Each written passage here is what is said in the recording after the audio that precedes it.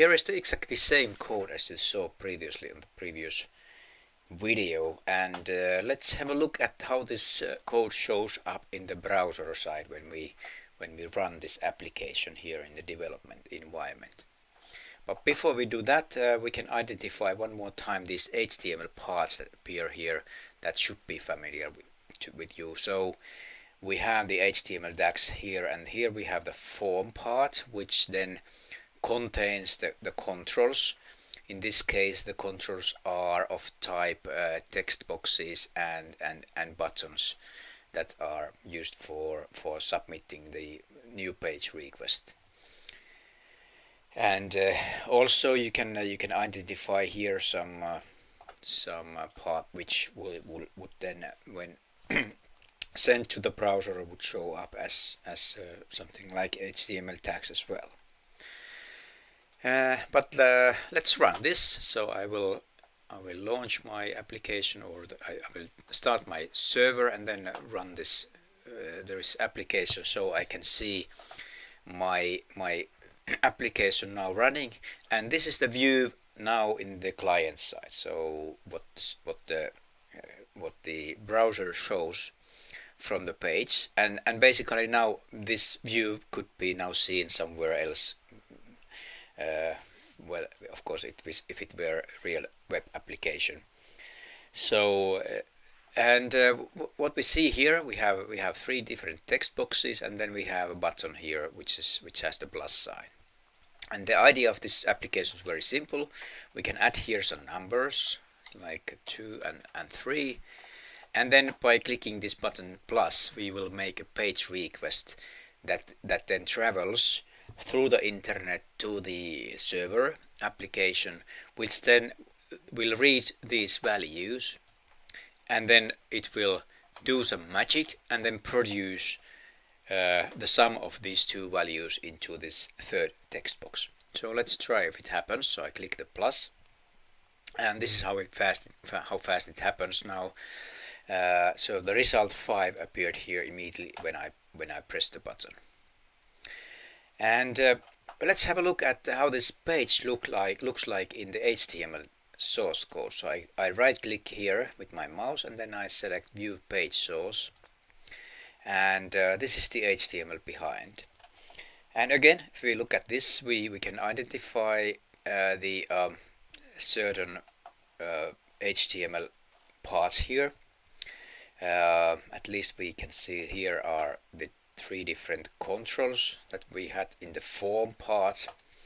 The form closing form tag is here, and the opening form tag is here, and then there is some contents that we do actually not know where it came from. So this is all some encrypted information that the server sent to this with this HTML document.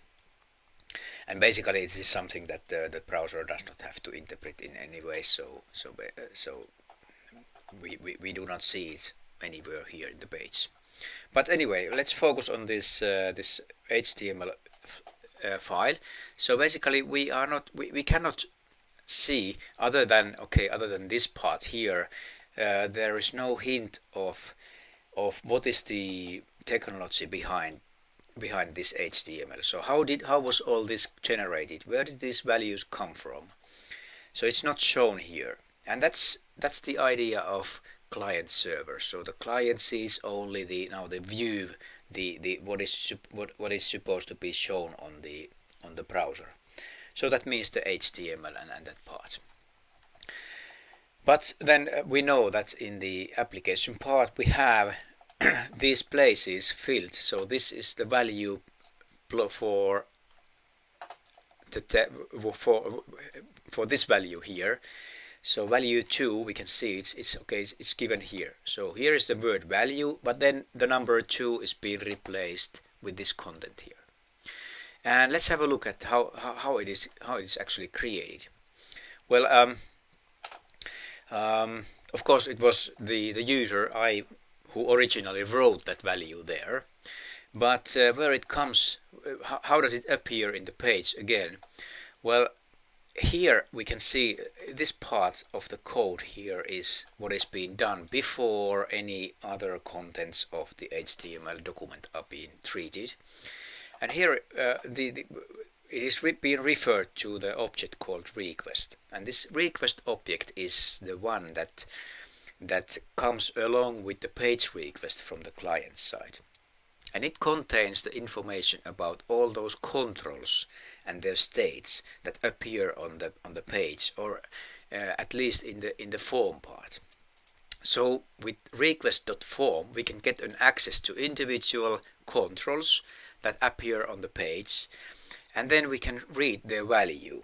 So when the user changes the value of this control, let's say to 5, and then presses this button to make a new page request, that request will appear here in the server side, and they can be identified from the request by using this syntax here. So we can read what is the value of the control whose name is text1 with this call. And then what we do with it, we will take it and convert it from text from string type to double type. That's something that we are already used to do in the programming course. And then we sum it up with the similar number from the second text box. So we sum them up and then store that result, that sum, into a variable called result, which is of double type. And then this variable is being used here again for filling up the text box, the third text box that actually is outside the form. So this value here is being replaced with that sum of those two input values. And that's what happens here. And then in some cases, if the result has very high value, that means value more than 10, then we also generate some extra response, extra text, extra HTML on the page. And this is what it does then. So it writes this text: your number has sufficiently high value, and then a few new line characters. And we could actually test if it really works like that. So if we put 5 plus 6 and then press here, oh yes, it does that. So it really generates this extra content on our page. So this is the basic idea of ASP scripting, or scripting in general, but now in this case it just happens to be the ASP.NET technology that we use for scripting.